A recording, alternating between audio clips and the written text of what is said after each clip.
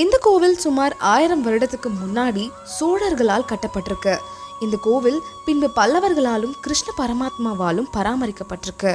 பெரிய புராணத்தை எழுதிய சேக்கிழார் இந்த ஆலயத்தை தரிசனம் பண்ணிருக்காரு. சேக்கிழார் பிறந்தது குன்றத்தூர்ல தான். அவருக்குன்னு இந்த கோவில்ல ஒரு சிலையை வச்சிருக்காங்க. இந்த ஆலயத்துல சிவன் கந்தலீஸ்வரராகவும் தேவி நிறைநிகழ் வள்ளியாகவும் காட்சி அளிக்கிறாங்க.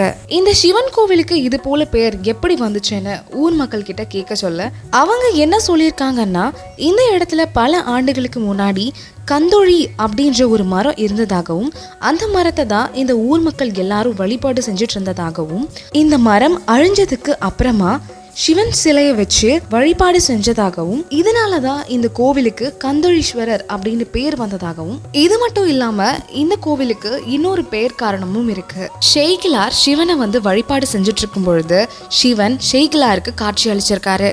இதனால சேக்கிழாருக்கு கர்வமும் பக்தியும் அழிஞ்சிடுச்சு. கந்து என்றால் பற்று.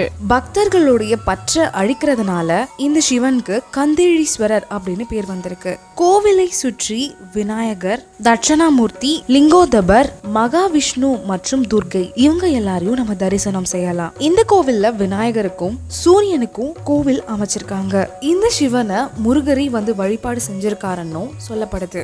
இந்த ஆலயத்துல 63 நாயன்மார்களும் சேக்கிழார தரிசனம் பண்ற மாதிரி அமைக்கப்பட்டிருக்கு. மேலும் இந்த இடத்துல ஒரு அரச மரம் இருக்கு.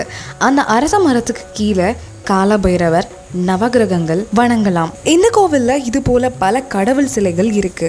இதனாலேயே இந்த கோவில் குன்றத்தூர்ல ரொம்பவே ஃபேமஸா இருக்கு. இது போல தெரியாத கோவில்களை நீங்க தெரிஞ்சுக்கணும்னா நம்மளோட சேனலை சப்ஸ்கிரைப் பண்ணிக்கோங்க. இந்த வீடியோ பிடிச்சிருந்தா ஒரு லைக்கை போட்டுக்கோங்க.